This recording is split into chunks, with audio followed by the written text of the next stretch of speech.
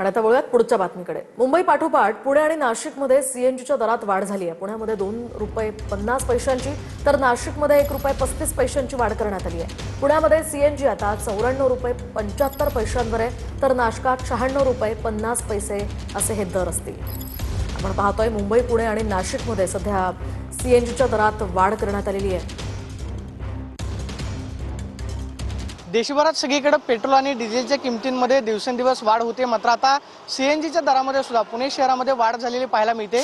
पुणे शहरामध्ये सीएनजी जो आहे तो ₹94.75 पोहोचलेला आहे। या महिन्यामध्ये सीएनजीच्या प्रति किलोमागे जवळपास 2 वेळा वाढ जी आहे ती झालेली पाहायला मिळते। मात्र आता एकीकडे पेट्रोल आणि डिझेलच्या किमती वाढत असताना दुसरीकडे मात्र सीएनजीच्या सुद्धा किमती ज्या आहेत त्या वाढलेल्या आपल्याला पाहायला मिळतात।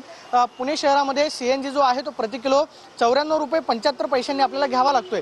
गेल्या महिन्यांमध्ये ₹1.5 वाढ जी आहे ती झालेली होती। मात्र आता ₹2.5 वाढ जी आहे ती सीएनजीच्या दरामध्ये या ठिकाणी झालेली आपल्याला पाहायला मिळते आणि ₹94.75 जे आहे ते सीएनजी साठी पुणेकरांना मोजावे लागतील। Camera person Tejas Suryasoni, Pradeep Kapse, TV9 Marathi.